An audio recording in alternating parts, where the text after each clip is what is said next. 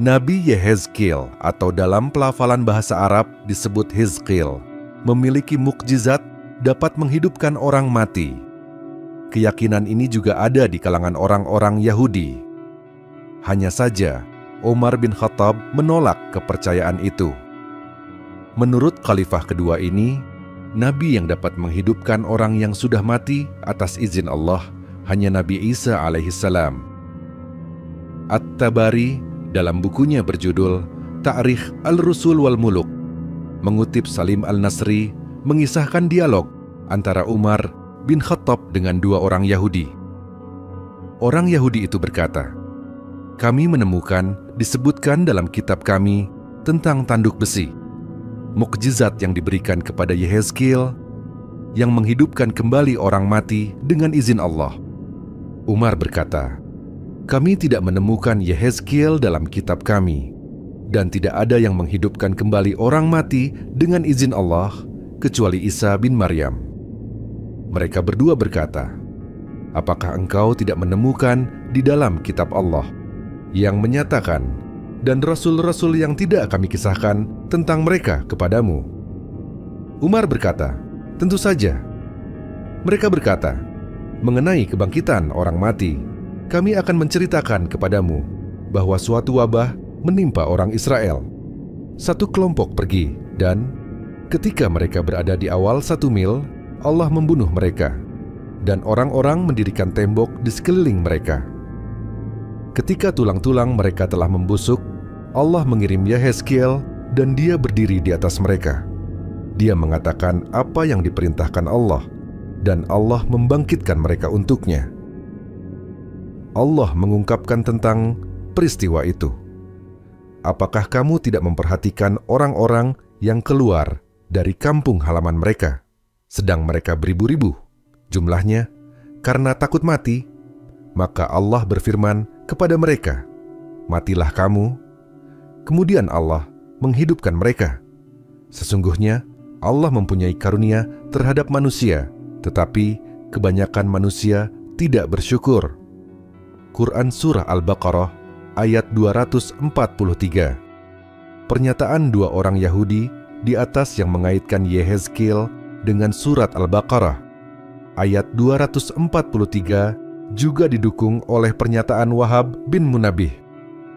Ketika Allah mengambil Kaleb bin Jefuneh setelah kematian Joshua, dia menunjuk Yehezkiel bin Buzi sebagai penerus di antara orang Israel yang merupakan putra dari wanita tua. Dialah, kami telah diberitahu, yang berdoa untuk orang-orang yang disebutkan Allah dalam Al-Quran kepada Muhammad yang berbunyi, "Apakah kamu tidak memperhatikan orang-orang yang keluar dari kampung halaman mereka, sedang mereka beribu-ribu jumlahnya karena takut mati?" Kisah tentang Yehezkiel yang memiliki mukjizat menghidupkan orang mati juga dibenarkan oleh Ibnu Ishaq, penulis sejarah Nabi Muhammad Sallallahu Alaihi Wasallam dari abad ke-8. Ibnu Ishaq meriwayatkannya dengan redaksi yang sedikit berbeda, namun pada intinya isinya sama dengan periwayat-periwayat lainnya.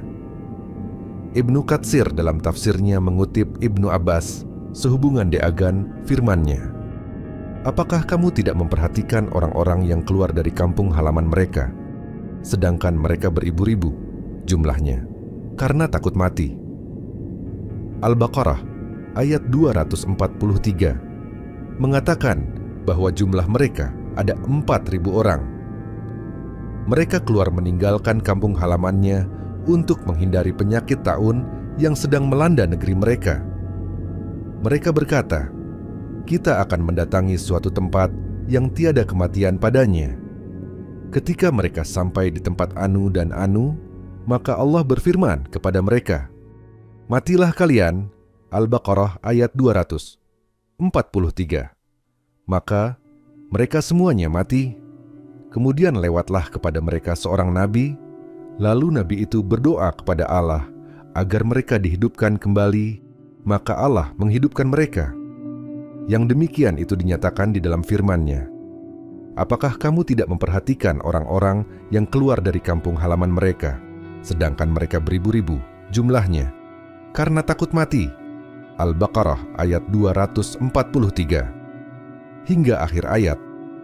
Menurut Ibnu Katsir, bukan hanya seorang saja dari kalangan ulama salaf menyebutkan bahwa mereka adalah suatu kaum penduduk sebuah negeri di zaman salah seorang nabi Bani Israel. Mereka bertempat tinggal di kemah-kemahnya di tanah kampung halaman mereka. Akan tetapi, datanglah wabah penyakit yang membinasakan menimpa mereka. Akhirnya mereka keluar menghindari maut ke daerah-daerah pedalaman. Mereka bertempat di sebuah lembah yang luas, dan jumlah mereka yang banyak itu memenuhi lembah tersebut. Maka Allah mengirimkan 2 malaikat kepada mereka, salah satunya dari bawah lembah, sedangkan yang lainnya datang dari atasnya. Kedua malaikat itu memekik sekali pekik di antara mereka. Akhirnya matilah mereka semuanya seperti halnya seseorang mati. Kemudian mereka dikumpulkan di kandang-kandang ternak. Lalu di sekitar mereka dibangun tembok-tembok yang mengelilingi mereka. Mereka semuanya binasa dan tercabik-cabik serta berantakan. Setelah lewat masa 1 tahun, lewatlah kepada mereka seorang nabi dari kalangan nabi-nabi Bani Israel yang dikenal dengan sebutan Hizqil. Lalu Nabi Hizqil meminta kepada Allah agar mereka dihidupkan kembali di hadapannya, dan Allah memperkenankan permintaan tersebut. Allah memerintahkan kepadanya agar mengucapkan, "Hai tulang belulang yang telah hancur, sesungguhnya Allah memerintahkan kepada kamu agar berkumpul kembali." Maka tergabunglah tulang belulang tiap jasad, sebagian yang lain menyatu dengan yang lainnya.